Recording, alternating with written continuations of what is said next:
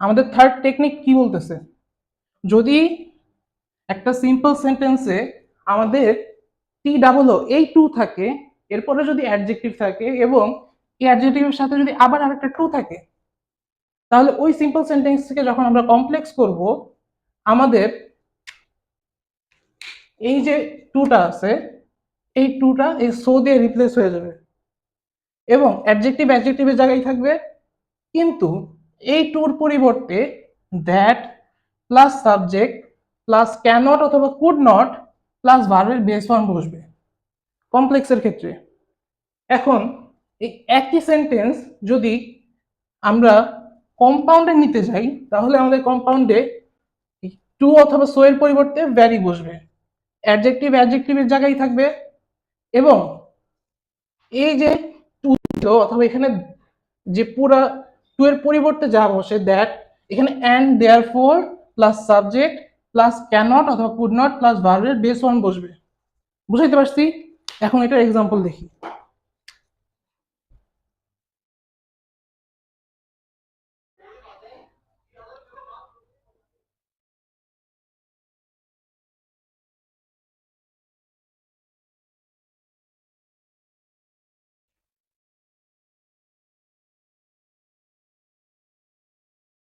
Sorry, একটু নিচে নিচে লিখি, এখানে জায়গা হচ্ছে না।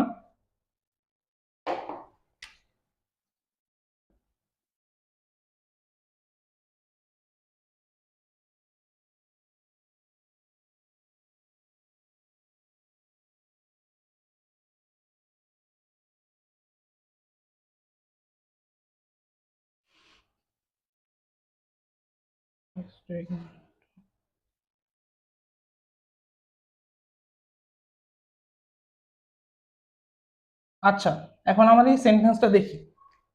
হি is too ignorant to observe this. তো এটা সিম্পল সেন্টেন্স কিভাবে বুঝলাম? আমার সিম্পল সেন্টেন্সের এখানে স্ট্রাকচার দেওয়া আছে, যদি এই টু থাকে এরপরে এই যে আমাদের ইগনোরেন্ট এটা কি? আমাদের ইগনোরেন্ট এটা অ্যাডজেক্টিভ, এই টু এর পরে অ্যাডজেক্টিভ প্লাস আবার এই টু, তাহলে এটা দেখি বুঝতেছি আমরা সিম্পল সেন্টেন্স। এখন এই সিম্পল সেন্টেন্সটাকে আমরা কমপ্লেক্স আর কম্পাউন্ডে নিব। তাহলে যদি কমপ্লেক্সে নিতে হয়, তাহলে টু এর পরিবর্তে কি বসবে? সো হি ইজ সো, এরপরে এই টু এর পরিবর্তে কি বসবে? দ্যাট প্লাস সাবজেক্ট হি, এরপরে কেন, যেহেতু সেন্টেন্সটা একেবারে সিম্পল, সরি টেন্সটা আমার সিম্পল সেন্টেন্স আছে, এই কারণে ক্যানট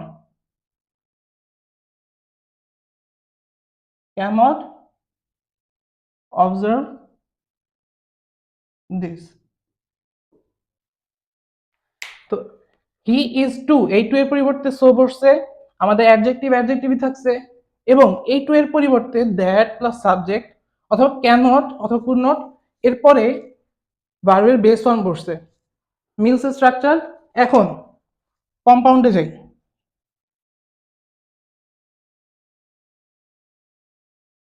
তাহলে দেখো তো এই টু সো এটার পরিবর্তে কি বসছে? ভ্যারি। তাহলে হি ইজ ভ্যারি ইগনোরেন্ট, এরপরে অ্যান্ড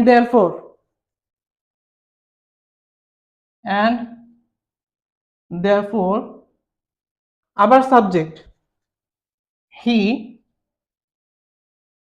আর বাকিটুকু এই যে ক্যানট অথবা কুড নট, হি ক্যানট ভার্বের বেস ফর্ম অবজার্ভ দিস। দেখো তো সেন্টেন্সের স্ট্রাকচারটা কি, মিলছে না? আমাদের টিপ থ্রির সাথে মিলছে। টু এর জায়গায় সো বসাইছি, সো এর জায়গায় ভ্যারি বসাইছি, অ্যাডজেক্টিভ যা ছিল তাই, এবং এই টু এর পরিবর্তে এই that plus subject plus cannot অথবা কুড নট প্লাস ভার্বের বেস ফর্ম। এটা হচ্ছে কমপ্লেক্সের ক্ষেত্রে করছি, এবং কম্পাউন্ডের ক্ষেত্রে কি করছি? এখানে ভ্যারি এবং অ্যাডজেক্টিভের পরে and therefore plus subject plus cannot অথবা কুড নট প্লাস ভার্বের বেস ফর্ম। তো এই গেল আমাদের টেকনিক 3। এখন আমরা টেকনিক 4 এর দিকে আগাই। আমাদের টেকনিক 4 এ কি বলছে, যদি আমাদের কোনো সিম্পল সেন্টেন্সের স্ট্রাকচারে আমরা বাই প্লাস জিরান্ড দেখি, অর্থাৎ ভার্ব প্লাস আইএনজি, তাহলে ওই বাইকে রিপ্লেস করবে আমাদের ইফ দিয়ে এবং সাথে সাবজেক্ট প্লাস ভার্ব থাকবে। এটা হচ্ছে আমার কমপ্লেক্স সেন্টেন্সের স্ট্রাকচার হয়ে যাবে। এবং এই একই স্ট্রাকচারে যদি আমাকে কমপ্লেক্স থেকে কম্পাউন্ড করতে বলে, তাহলে ফার্স্টে ভার্ব দুইভাবে করা যায়। একটা হচ্ছে ফার্স্টে ভার্বটা বসাই দেওয়া, ভার্বের সাথে এক্সটেনশন, এরপরে অ্যান্ড বসানো। অথবা দ্বিতীয় যেটা করা যায়, ফার্স্টে সাবজেক্ট, তারপর আমাদের ভার্ব, তারপর এক্সটেনশন এবং অ্যান্ড ডাজ। এটা হচ্ছে কম্পাউন্ডের ক্ষেত্রে দুইটা স্ট্রাকচার আছে। তো এই দুইটা দেখে ঘাবড়া যায় না, একটু পরে এক্সাম্পল দিচ্ছি। সো এক্সাম্পলটা আমি সিম্পলে নেই।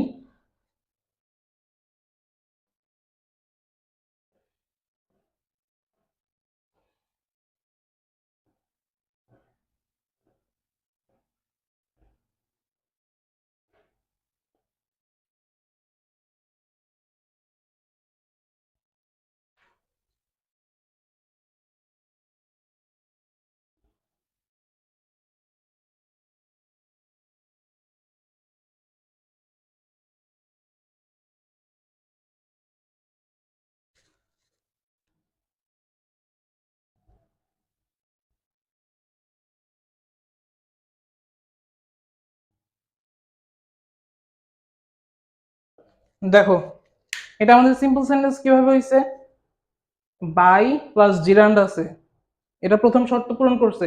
এবং এই শর্ত যদি বাদ দিই, দেখো তো এটা আমাদের অর্থবহুল কি ক্লজ হচ্ছে, হয় নাই। এখানে আমার সাবজেক্টও নাই, এখানে আমার ফাইনাইট ভার্বও নাই, এই কারণে এটা ফ্রেজ।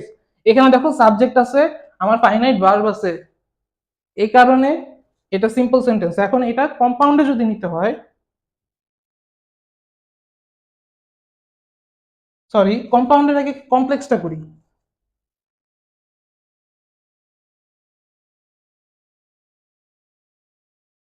তাহলে if if he, subject plus verb, if he gained popularity,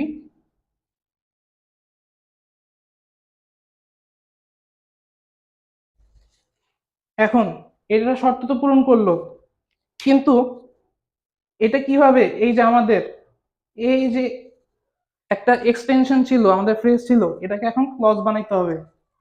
and by doing well in exams. তো কমপ্লেক্স হয়ে গেল। এখানে আমার একটা সাবজেক্ট আছে, একটা ফাইনাইট ভার্ব আছে, সরি দুইটা সাবজেক্ট আছে, দুইটা ফাইনাইট ভার্ব আছে, আমাদের কমপ্লেক্স হয়ে গেল। এখন কম্পাউন্ডে যাই, চলো।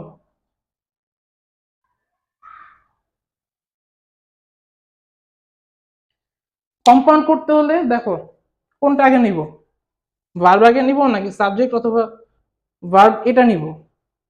সব থেকে ভালো হয়, বেশিরভাগ ক্ষেত্রে তোমাদের কম্পাউন্ডের যদি তোমাদের চেঞ্জ করতে বলা হয়, তোমাদের স্ট্রাকচারটা দেওয়া থাকবে এইভাবে, তোমরা অবশ্যই চেষ্টা করবে এটা করতে। এবং এটা যদি বেশি কঠিন মনে হয়, তাহলে এটা করলেও কোনো সমস্যা হবে না, তোমাদের চেঞ্জের মিনিং, সরি, তোমরা যে চেঞ্জ করবা সেন্টেন্সের মিনিং চেঞ্জ হবে না। তো আসো কম্পাউন্ড করি। ফার্স্টে সাবজেক্ট প্লাস ভার্ব, সাবজেক্ট হি, ভার্ব কি গেইনড, হি গেইন, তারপরে এক্সটেনশন পপুলারিটি, এরপরে কি অ্যান্ড ডাজ। এখন দেখো তো, আমি যদি চাই আমি সিম্পল সেন্টেন্সের এই ক্লজটাকে পরে রাখতে পারি। দেখো তো এটাকে একটা ক্লজ বানানো যায় না? ক্লজ বানানো যায়। সাবজেক্ট প্লাস ভার্ব, ভার্ব হচ্ছে হি ডিড ওয়েল, ডুইং ছিল, এখানে আমার সাবজেক্ট হচ্ছে বেস ফর্মে ডু, তাহলে ডু ডিড, ভি টু হয়ে গেল, he did well in exams, এটা হচ্ছে আমার extension, he did well in exams and does, এরপরে আমার পরের যে ক্লজটা ছিল ওই ক্লজটা বসবে, হি গেইনড পপুলারিটি। তো এই ছিল আমাদের চারটা টেকনিক। এই চারটা টেকনিকের বাহিরে আমার মনে হয় না কোনোভাবে তোমাদের চেঞ্জিং সেন্টেন্স আসবে, এই বিশেষ করে সিম্পল, কমপ্লেক্স, কম্পাউন্ডে। এখন যদি তোমাকে বলে কমপ্লেক্স থেকে কম্পাউন্ডে করতে, আমরা জানি দুইটাতেই দুইটা ফাইনাইট ভার্ব আছে, দুইটাতেই দুইটা সাবজেক্ট আছে, হয় একটা ফাইনাইট ভার্বকে আমি অমিট করে দিব, তাতে যদি আমাদের সেন্টেন্সটা মিনিংফুল হয় তাহলে ঠিক আছে, আর যদি মিনিংফুল না হয় তাহলে ওই ফাইনাইট ভার্বটাকে, যে কোনো একটা ফাইনাইট ভার্বকে আমরা নন ফাইনাইট বানাবো। তো এই গেল কমপ্লেক্স করার বেলায়। এবং যদি কমপ্লেক্স থেকে কম্পাউন্ডে আসতে হয়, বেশি কিচ্ছু না, একটা নন ফাইনাইট ভার্বকে ফাইনাইট ভার্বে নিব এবং মাঝখানে কোনটা ইউজ করব বলো তো? আমরা কম্পাউন্ড সেন্টেন্সে ইউজ করি কোঅর্ডিনেটিং ক্লজ মার্কার।